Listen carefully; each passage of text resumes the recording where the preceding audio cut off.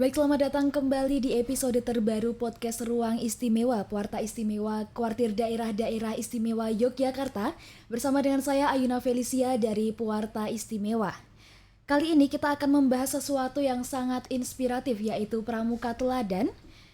Dan hari ini pula kita kedatangan seorang narasumber yang sangat luar biasa. Beliau adalah Kak Intan Sri Mahardjani dari Pramuka Universitas Muhammadiyah Yogyakarta. Halo. Dan Kak Intan ini telah memperoleh tanda penghargaan Pramuka Teladan pada apel besar Hari Pramuka tingkat daerah yang telah dilaksanakan pada 14 Agustus 2024 lalu di alun-alun Wates Kulon Progo. Baik, selamat datang Kak Intan, terima kasih telah hadir pada podcast kita hari ini. Terima kasih juga Kak Ayuna sudah mengizinkan saya diberi kesempatan di sini untuk ya nanti kita bagi cerita ya, kita sharing aja. Baik, mungkin sebelum kita masuk ke pembahasan yang lebih mendalam lagi ya Kak Intan, yang nantinya pasti juga seru banget, mungkin bisa diceritakan sedikit tentang apa itu Pramuka Teladan dan mungkin bagaimana kok dulu itu Kak Intan bisa berkecimpung di Pramuka ini, apakah tiba-tiba ataukah bagaimana? Ya, sebetulnya Pramuka Teladan itu sebuah penghargaan ya, sebuah penghargaan untuk anggota pramuka di mana dia yang berprestasi baik itu di akademik maupun non akademik. Nah, nanti itu bisa mendapatkan penghargaan untuk mencapai Pramuka Teladan begitu. Nah, gimana ceritanya saya bisa pramuka? Sebetulnya ini sebuah apa ya? Kalau dibilang kesalahan atau kecelakaan mungkin bisa dibilang gitu ya. Yeah. Karena pertama kali saya pramuka itu waktu SMP. Waktu SMP.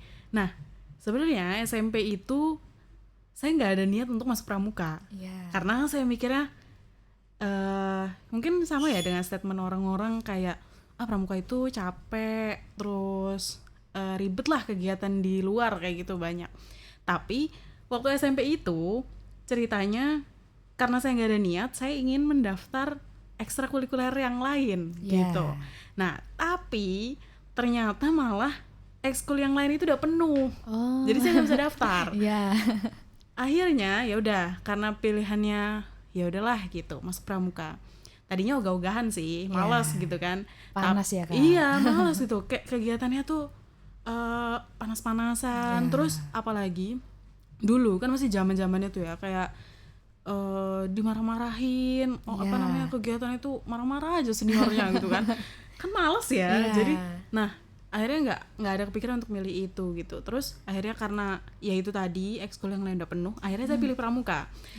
Terus lambat laun akhirnya mulai menikmati lah, mulai merasakan oke, saya menikmati, ternyata oke lah gitu kan. Udah yang tadinya jadi adik kelas terus jadi kakak kelas gitu. Dan setelah lulus dari SMP saya berniat untuk lanjut deh gitu di Mandua. Saya sekolah di Mandua Jogja waktu itu. Saya memutuskan lanjut deh gitu untuk pramuka. Akhirnya saya juga lanjut di Pramuka Mandua. Saya lanjut, terus habis itu saya menikmati juga. Akhirnya mulai di samping menikmati saya juga merasa saya bertanggung jawab. Saya merasa bertanggung jawab karena saya juga berperan di sana, ikut kepengurusan, dewan ambalan dan sebagainya kayak gitu kan. Artinya bukan hanya menikmati tapi memang saya harus kamu harus menyelesaikan ini gitu. Nggak bisa mundur di tengah jalan atau apa cuma gara-gara kamu merasa nggak enak di suatu momen tapi kamu harus keluar, harus pergi kayak gitu, nggak bisa gitu kan. Akhirnya ya sudah dilanjutkan sampai selesai gitu.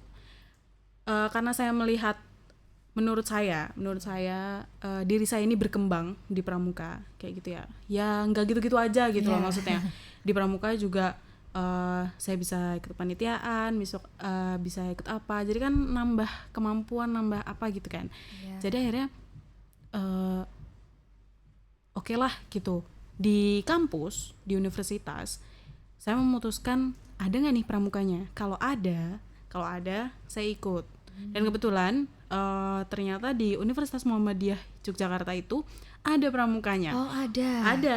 Kan orang berstatement kalau di Muhammadiyah hanya ada Hizbul Waton Iya, gitu kan. Betul. iya. Nah, tapi karena di UMY ini juga ada pramuka, akhirnya oke, saya lanjut pramuka gitu.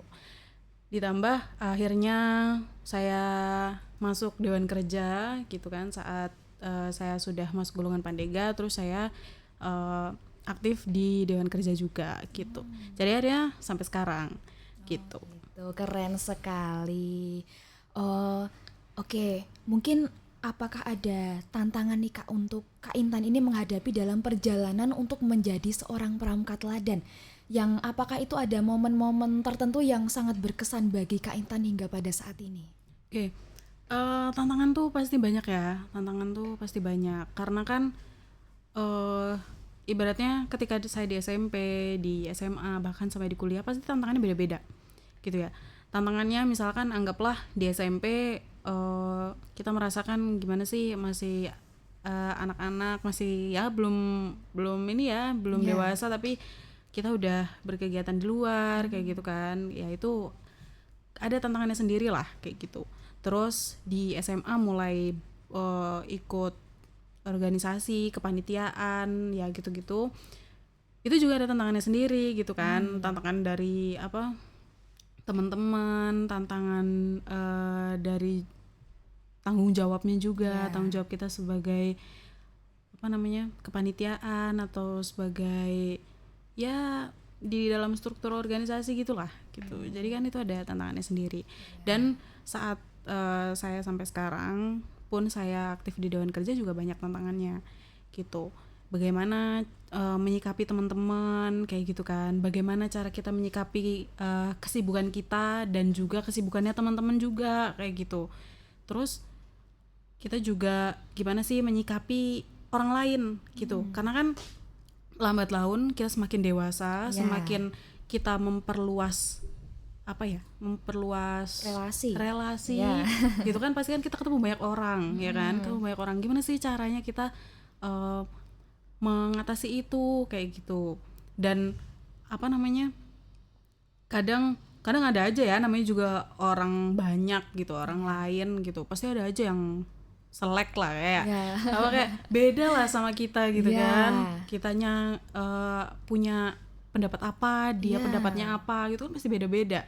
Nah itu juga harus menyikapi gimana caranya sih biar kita tetap bisa berhubungan baik ya. Ini cuma masalah pendapat aja gitu loh, pendapat orang beda-beda ya, itu nggak masalah, namanya juga orangnya beda, otaknya juga beda gitu, pemikirannya juga beda bener kayak banget. gitu. Ya kayak gitu sih. Jadi terus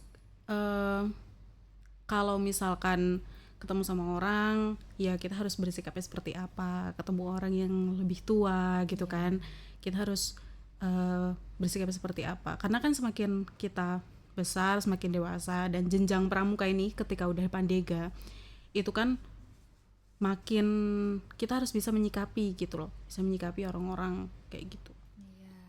Jadi lebih bisa memposisikan diri gitu ya Iya, Kak? betul.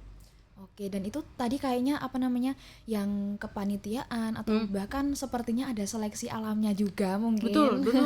Itu tadi seleksi alam itu saya rasa di berbagai tempat ya, di berbagai sekolah, di berbagai organisme. Maksudnya Dewan Ambalan misalkan, anggaplah Dewan Ambalan di pangkalan lain tuh pasti juga punya tantangannya sendiri-sendiri, terutama dari segi keanggotaan, sumber daya manusia, sumber daya yang lainnya juga itu akan mempengaruhi. Nah itu juga jadi salah satu tantangan kok buat di pramuka ini kayak gitu. Ya, oke, menarik sekali.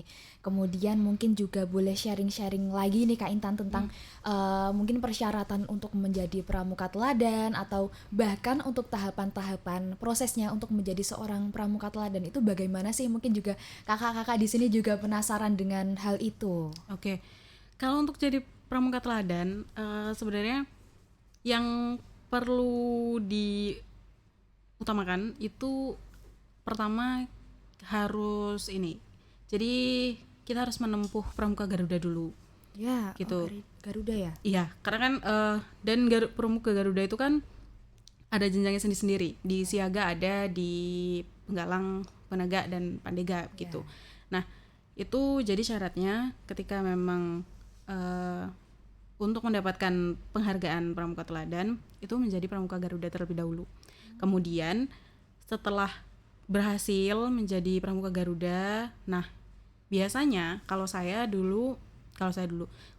ya emang belum lama sih, kemarin itu mengisi formulir untuk pengajuan Pramuka Teladan gitu.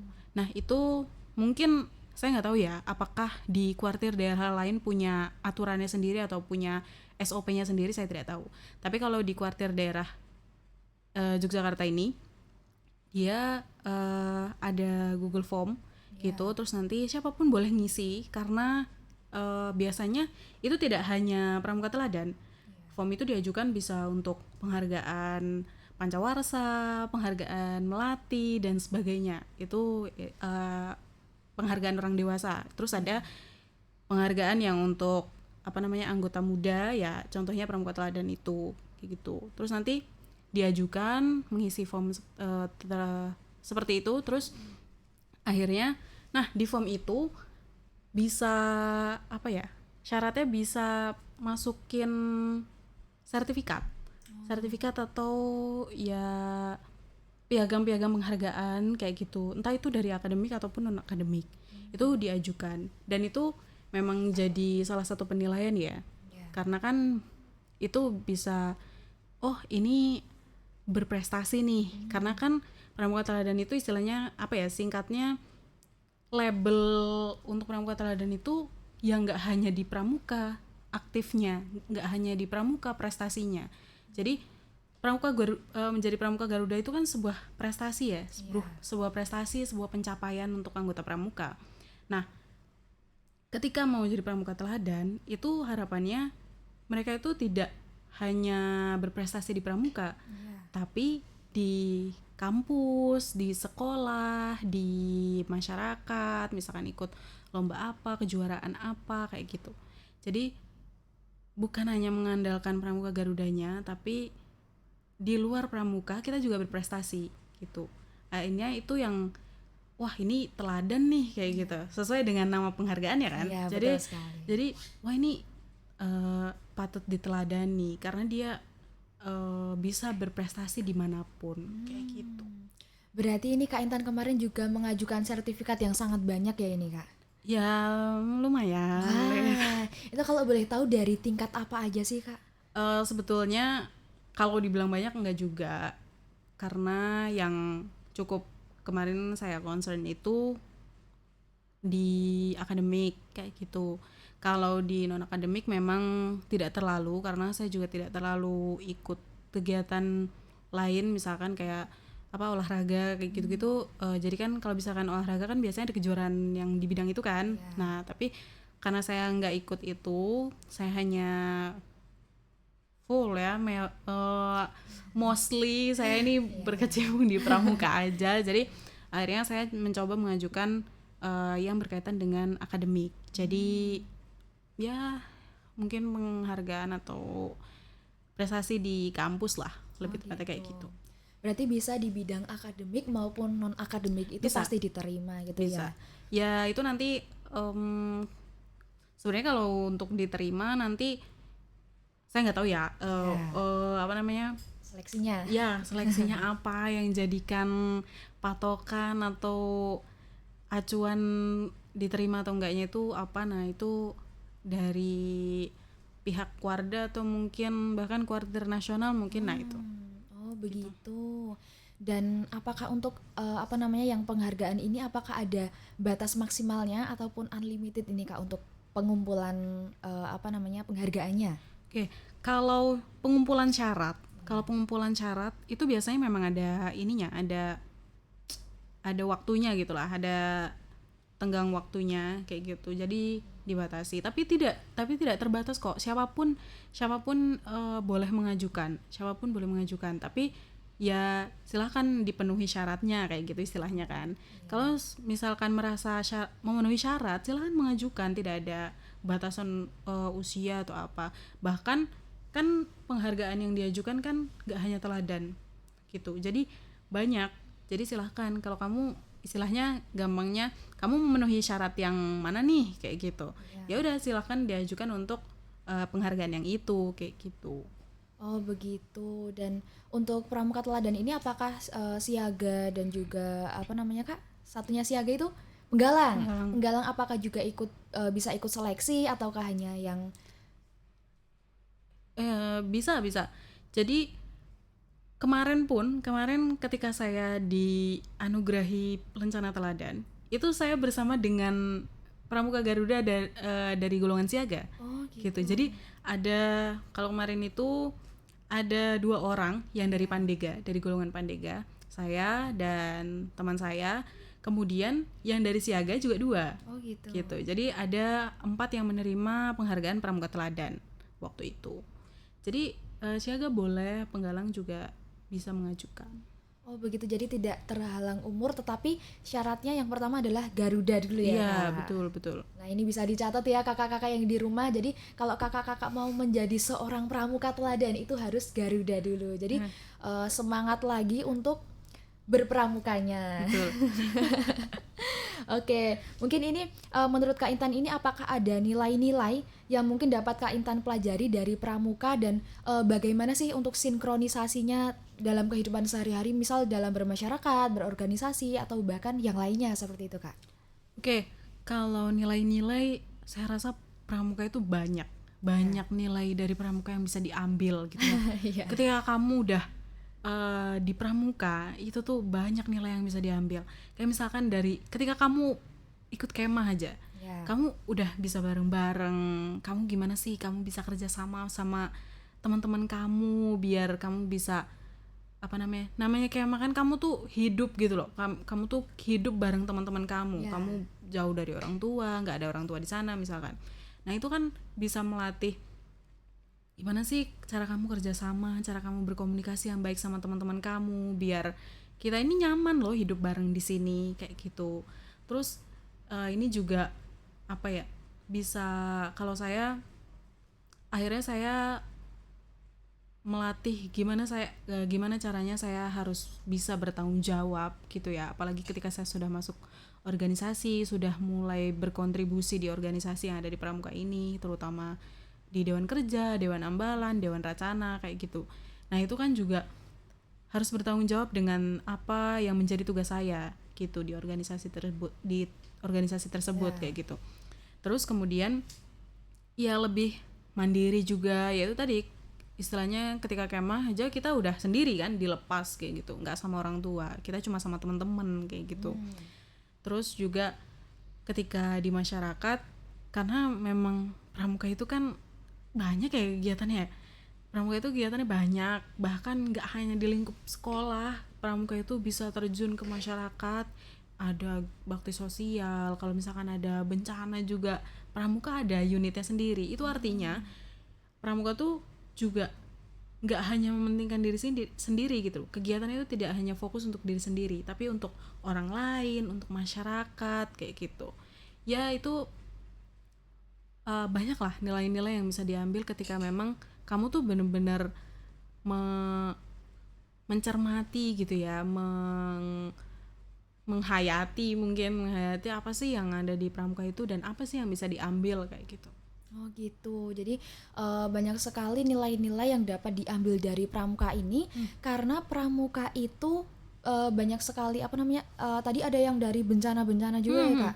Nah kalau bencana-bencana itu nanti kerjasamanya sama siapa sih Kak? Nah itu bisa kerjasama dengan pihak lain kayak gitu, misalkan dari BPBD atau dari SAR atau apa. Nah itu kan bisa kerjasama ya. Dan pramuka tuh selalu mengadakan kegiatan yang juga berkolaborasi dengan pihak lain. Akhirnya kan dari situ juga bisa kegali potensinya, pengalamannya dapat lagi, baru lagi, nggak hanya kemah kan. Kita pramuka kalau misalkan mikir tuh cuma kemah, terus kalau enggak yel-yel kayak gitu kan, panas-panasan. Iya, panas-panasan doang, upacara doang. Padahal tidak seperti itu gitu loh. Padahal ketika kamu mau menjerumuskan kamu, Iya. menjerumuskan kamu masuk gitu ya. Iya. Pribadimu tuh masuk ke pramuka, menggali lebih dalam. Itu banyak kok kegiatan-kegiatan yang sebenarnya bisa menggali potensi kamu kayak gitu. Jadi kamu tuh kalau misalkan, nah syaratnya emang harus apa ya? Kamu harus mau gitu untuk dirimu sendiri, untuk mengembangkan. Kalau kamu nggak mau ya kamu bisa jadi nggak akan dapat apa-apa dari pramuka. Tapi ketika kamu memang niat untuk aku mau gali potensiku di sini, di bidang ini, ya kamu ikut aja. Makanya ada Saka, ada satuan karya, itu kan juga bisa menggali potensimu kan. Kayak gitu, karena Saka kan juga udah udah porsinya sendiri-sendiri tuh, udah bidangnya sendiri-sendiri kayak gitu. Jadi kalau kamu misalkan suka apa kan bisa juga tuh masuk Saka. Jadi banyak lah wadah untuk pramuka itu untuk menggali potensi gitu. Jadi jangan berpikir bahwasannya kalau pramuka tuh nggak dapat apa-apa. Yaitu mungkin kamu yang belum mengenal kayak gitu. Belum explore lagi ya. Iya, Kak? belum explore. Jadi kakak-kakak yang di rumah, jadi pramuka itu tidak hanya panas-panasan saja, tapi ini sebenarnya itu banyak kok untuk ruang menuju keseruan ya Kak. Bahkan kemarin juga kalau nggak salah Kak Intan ini sempat ikut ajang nasional juga kan ya. Tuh. Nah, dan itu juga seru juga, tentunya nggak cuma panas-panasan aja. Buktinya kita bisa podcast di sini karena apa? Kita ini anggota pramuka loh, Betul tapi bisa sekali. podcast. Iya. Ngebayangin nggak kalau misalkan anggota pramuka bisa podcast gitu kan? Padahal Iya. mikirnya cuma kemah doang, ternyata Iya. ini bisa podcast kayak Iya, gitu. betul sekali. Jadi kita juga ada kecimpungannya di media ya Kak ya. Betul. Baik, mungkin untuk closing statement ya Kak ya, mungkin bisa diberikan kesan, pesan, ataupun saran mungkin dari Kak Intan untuk kakak-kakak pramuka yang sedang menonton podcast kita kali ini, yang sedang ada di rumah. Mungkin nantinya kakak-kakak juga lebih termotivasi, dan bahkan nanti mungkin kakak-kakak juga bisa menjadi seorang pramuka teladan juga seperti Kak Intan. Monggo Kak. Oke, kalau dari saya sih gini ya, buat teman-teman pramuka yang ada di luar sana gitu ya, mungkin nggak hanya di Jogja gitu kan, tapi di luar Jogja, menurut saya pramuka itu mungkin ketika kamu jadi anggota pramuka banyak yang kamu keluarkan, banyak yang kamu korbankan mungkin ya, waktu, tenaga, bahkan uang kayak gitu. Kamu mengorbankan itu, tapi ketika kamu mendapatkan sesuatu dari pramuka, itu tuh nggak ternilai dari itu aja gitu. Jadi itu tuh nggak ternilai. Apa yang kamu dapat di pramuka itu itu nggak bisa dinilai dengan materi kayak gitu. Mungkin ya buat teman-teman pramuka di luar sana, jangan, kalau misalkan ketika kamu di pramuka, harapannya coba jangan concernnya itu hanya materi terus kayak gitu-gitu. Nanti kamu akan melihat sendiri ketika kamu tidak selalu memikirkan materi, apa yang akan kamu dapatkan. Pengalamanmu gitu kan, prestasimu itu nggak ternilai gitu ketika kamu di pramuka. Oke, jadi lebih berharga seperti pengalaman dan juga relasi-relasi daripada materi, karena nanti materi bisa saling mengikuti ya Kak, seiring berjalannya waktu. Begitu kakak-kakak. Baik, luar biasa sekali Kak Intan. Terima kasih banyak atas cerita yang sangat menginspirasi dan juga memotivasi baik saya maupun kakak-kakak yang ada di rumah. Dan saya yakin juga kakak-kakak juga sangat termotivasi, mungkin nantinya juga akan menjadi seorang pramuka teladan. Dan Kak Intan semoga terus menjadi seorang yang yang selalu meneladani, menginspirasi masyarakat yang tentunya saja juga pramuka, dan semoga bisa menjadi orang yang sukses dimanapun Kak Intan berada. Amin. Baik, jangan lupa untuk like, subscribe, dan juga komen channel ini, karena nantinya akan ada berbagai informasi menarik lainnya selain podcast kita kali ini ya Kak ya. Baik, berlayar perahu di tengah lautan, menjaga arah tak pernah tersesat. Pramuka teladan penuh dedikasi, pemimpin muda yang hebat dan kuat. Sampai jumpa di podcast selanjutnya, dan salam pramuka. Salam.